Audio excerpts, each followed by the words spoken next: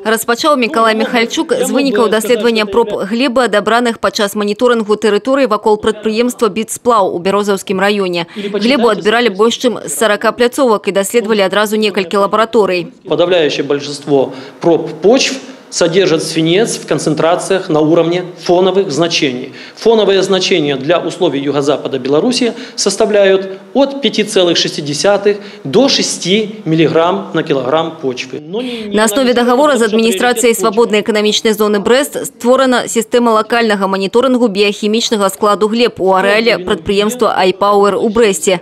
Выбрано 60 пробных пляцовак, з іх 17 у санітарна-абароннай зоне і 43 на прылеглых тэрыторыях. На гэты час апрацавана ўжо каля 60% проб. Цифры колеблются от 2,8 мг на килограмм до 11,5 мг на килограмм на торфянистых почвах, прилегающих к трассе на Козловичах. В санитарно-защитной зоне эти цифры изменяются от 3,6 до 6,8 в той точке, которая наиболее приближена к автомагистрали Брест-Москва. Між тым, у Беларусі максімальна дапушчальны ўзровень утрымання свінцу 32 мг на 1 кг глебы.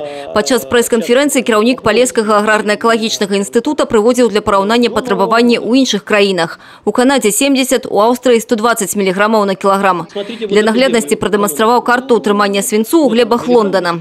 Асобная тэма – утрымання цяжкіх металаў на глебах гарадскіх тэрыторый. Такія даследаванні ў межах дагавора аблвыканкама з Рэспубліканскім фондам фундаментальных даследаванняў таксама праводзяцца.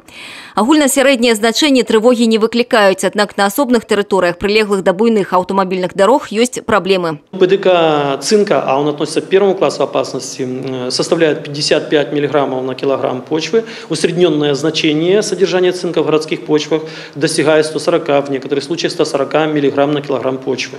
В этой связи меня спрашивают, что делать? Лучше не выращивать, и в первую очередь лучше не выращивать зеленые культуры, я имею в виду салаты, петрушку, укроп и так далее. Именно вот такие культуры зеленые в первую очередь накапливают элементы загрязнителей. Что тычыцца мониторингу навакольнага асяроддзя на тэрыторыі прадпрыемства iPower, то ён працягваецца.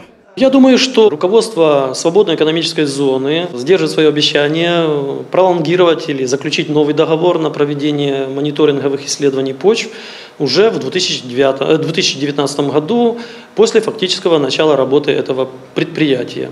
Но я не думаю, что год работы этого предприятия серьезно повлияет на геохимическую обстановку. Думаю, через 5 лет мы будем находиться на уровне где-то так близких к фоновым значениям.